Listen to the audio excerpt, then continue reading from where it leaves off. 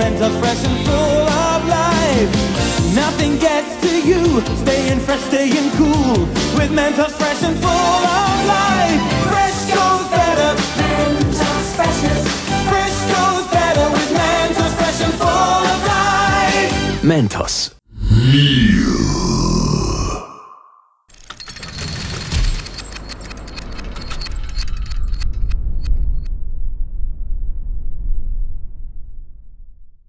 Hey there everyone, this is Soul and welcome back to another episode of Warcraft Weekly, the show that tells you that everything is fine.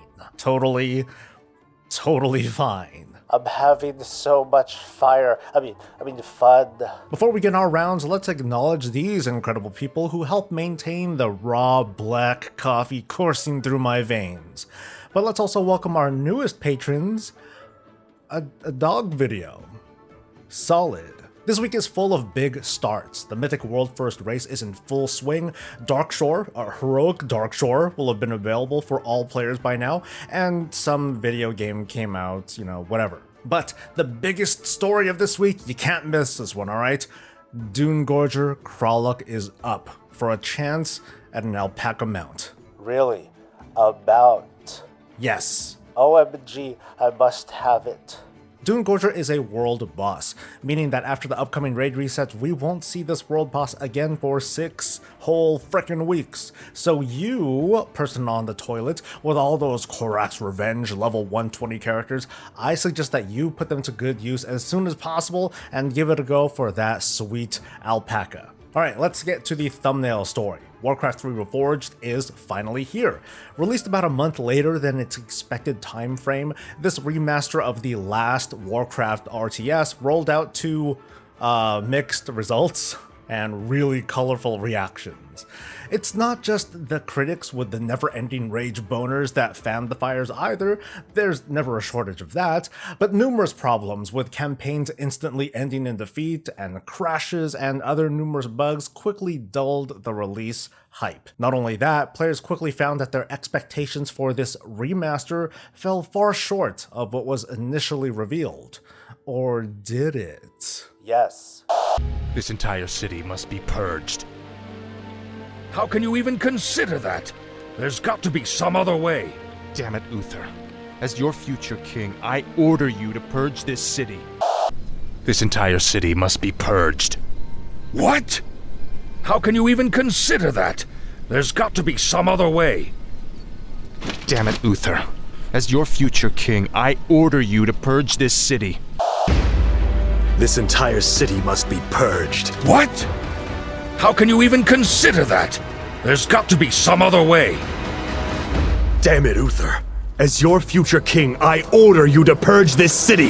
Reforged debuted during BlizzCon 2018 to a pretty positive response. Which is like saying, hey, at least it wasn't being announced for mobile phones. Part of the sell for Reforged including redoing the hours worth of cutscenes. They also announced that in-game maps would be based on lore updates, notably from World of Warcraft, so familiar sounding locations would also feel familiar in the RTS.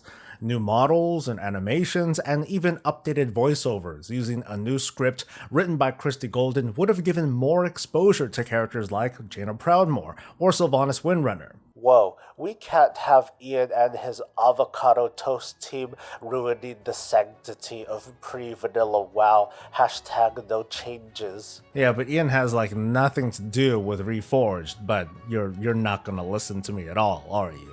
Progressive shell. Yeah. Bob wasn't the only one to feel this way. Upset fans pushed back at the notion of this modified script and maps, insisting that Reforged should limit itself to be a remaster and not a retelling that could potentially alter or retcon the story. So, on the day of BlizzCon 2019, last year in November, in an interview with Polygon, executive producer and vice president Robert Breidenbecker said that they got a lot of really great feedback, where the community was like, hey, hold on, we love this story. Maybe don't tinker with it too much, so we actually veered away from doing that as much. Fundamentally, it was an amazing story, and everyone agrees it was an amazing story. We don't need to break that. So to sum things up, Reforged was first presented as almost a reimagination of the original story, enhanced, updated, reforged, Fans got loud and angry enough to get Blizzard to instead just make a faithful recreation of the old game, just touched up a little bit. Unfortunately, this is what we've got, the product of mixed and angry demands. But I don't blame the fans. In typical Blizzard fashion, they decided to go with what the fans thought instead of just kind of hunkering down and focusing on their own vision. The purists, the hashtag no changes people probably preferred a Warcraft 3 remaster to be closer to a StarCraft remaster, a super minimal touch-up to bring the game to 2020. What makes it awkward is that the result is a half step. It's a 2020 look with a 2002 feel, and it's kind of a mixed bag there too. Speaking for myself, it's hard to feel that upset about the not so touched up in-game cutscenes because, well, I'm more interested in the gameplay than the exposition of a 28-year-old game. But it's less than impressive that the full motion cinematics don't share the same look and quality as more recent work from Blizzard, notably what you see in the introduction of Reforged itself. And that's largely because the majority of visuals come from Lemon Sky, a different studio that's known for developing art assets for many big studios. We're not looking for excuses and logic, we're trying to be angry here. Right. Personally, I've barely touched competitive play in Warcraft 3 either before or now, and I've played custom maps like Dragon Ball Tower Defenses, Dota, and Footman Frenzy. The old and the new clients, they're cross-compatible, meaning that we have a bigger pool of players to play with, so in just that regard, I'm a perfectly happy customer. Hey Soul, can you feel it? Feel what? Downvotes. What's disappointed many fans is by and large the missed expectations. If you look around, you see more emotional phrasing like broken promises, betrayal, and other effective words that we can always find on Belluar thumbnails and titles. Is this the worst game ever released though? No. I challenge you to go try out Cool World for the SNES. But according to Metacritic user reviews, hell yeah. I'm certain the word Reforged has now been ruined thanks to Blizzard. But remember, the state of the game is also the result of pressure to not reforge the game. Unfortunately, the best route, the woulda coulda shoulda for Blizzard, would have been to push the release out even further and have two versions of the campaign. One with the cutscenes that we have now, I guess, and one with the animated cutscenes that we were shown during the Calling of Stratholme demo. Meanwhile, polish to the game to a better standard. No matter what though, there would be no way out for Blizzard. No matter how this release went about, they already have a target on their back. The original intended release probably would have been reviled for being too feminist or just unfaithful to the original. But in our reality, things didn't turn out so well either, and that target just got a whole lot bigger. On the upside though, they still got Footman Frenzy and Enfos, so crisis averted, folks. Which brings us to another smaller but still significant dent in Warcraft 3 Reforged launch, which is the updated policy on custom maps. Old school fans of Warcraft 3 might be familiar with custom maps. It was a really wild platform of different game modes and themes, from Lord of the Rings to Dragon Ball and more. It's here that Dota was born and raised, and then left the nest to become the dominant competitive gaming genre for a generation of gamers, and it still holds up very well today. Long story short on that, Blizzard tried and failed to protect their rights to the original Dota, and then they tried and mostly failed to produce their own. So with the launch of Reforged came a new policy that dictates some very strict rules. One is that they can shut down any map that infringes on third-party copyright. So importing anime character models into the game, for example, that's out, basically.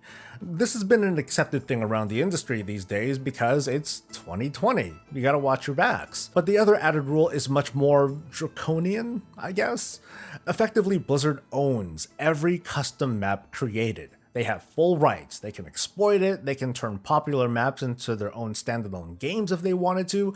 Basically, if another Dota were to try to rise, Blizzard can prevent that map maker from selling the idea to someone else. And so, creativity died. Or did it? Yeah? Or did it? Jeez. Games like Dota, which were also born as a fan-made mod, are super edge cases. They're exceptions to the rule.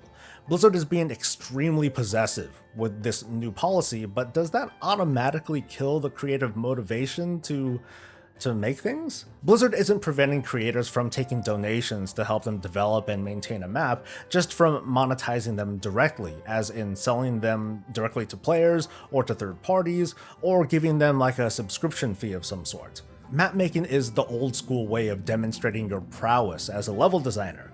It's how Greg Street, aka Ghostcrawler, got started in the industry, along with many other people. Blizzard's rights ownership doesn't automatically mean that they would maintain a stranglehold on it, but it does give them the basis to take a cut if they decided to allow someone to license their map. Their map. Yeah. So hypothetically, the rise of Dota 2 or League of Legends could have happened just the same, be as successful as they always were, but in the background, Blizzard would be taking some sort of negotiated cut. Meanwhile, we're in the real world, and this doesn't help with Reforged already bad press. As a final note on the game though, this is my own very personal and irrational dislike about one thing in the game. There's one thing. The font. What? The freaking font, dude. Have you seen it? Look, here it is on screen. This is the font for the game. This is the real font for the game, okay? Blizzard has been using this Frizz font for years, and it's there in gameplay. Why isn't it consistent in the main menus? Okay, I think you're getting a little nitpicky. No, shut up. Frizz is like it's almost like the official Warcraft font. It's iconic. And this whatever it is, it makes the menus look all janky as f***. Dude, just at least fix that. Yeah, I'll get right on that, Karen. Let's go back to WoW. This is my happy place. The world first race is just a few days in, and as of this recording, I'm like literally looking at the screens right now. Limit is at 10 of 12 bosses down, okay? And Method is still just behind with 9 bosses killed. Odds are fairly good that by the time you watch this video that it's gonna change, but this has been shaping up to be a pretty good race so far. I haven't been shy in saying that I'm not super fond of the outside commentary, not because it's bad at all. I mean, I think it's entertaining for people who really like that sort of thing. Instead, I've been watching the channel Limit Maximum. That's Limit's GM, and what he's been doing, this is kind of funny, is that he's not raiding himself, but acting as a coach and a raid lead from one of his other raiders' perspective. That's made it really interesting to hear the live callouts, the planning, and the banter between him and his guild too. So it's a really transparent look at how the Race to World First operates, and it's at a level that I can't even begin to understand, but I find it pretty fascinating. Here's the thing though, is this approach enough to stay ahead of Method, who historically has always pulled ahead? Alright folks, let's sprint to the end with a couple of smaller items. The Heroic Darkshore Warfront is now available for the first time on US realms, first for the Horde, and I can see why they didn't bother with focus testing on the PTR. It's because pretty much nothing changes, aside from some big number tuning. So, that's it folks, that's Warfronts. Not really the best send-off to this whole Warfront experiment, which I did have high hopes for. But hopefully later we'll see some sort of, I don't know, a special PvP-based Warfront with points to capture and NPCs and all that stuff. Maybe we could call it Ashrad. And Wowhead has reported that new Hunter Pet tames are available after a recent hotfix. Over on their page, they feature the new tames. Super cute and cuddly bug things that'll eat your face. So go out and tame them and bring your weird fetish to life. That about wraps up the news, but on a quick note, more and more players are starting to fully clear horrific visions, including myself, after almost accidentally clearing all 5 chests in a single run. If you haven't yet though, or if you're straight up struggling, well, I have just the guide for you. Just look somewhere over there, okay? Next week we'll be returning to the horrific vision of Stormwind, and with that, hopefully another 5 chests clear. And then at last we'll have everything we need to complete the basic guide to every area inside Horrific Visions. I've been getting some great feedback from you folks at home and elsewhere, and making little improvements to make sure that whatever I tell you doesn't end up getting your ass killed.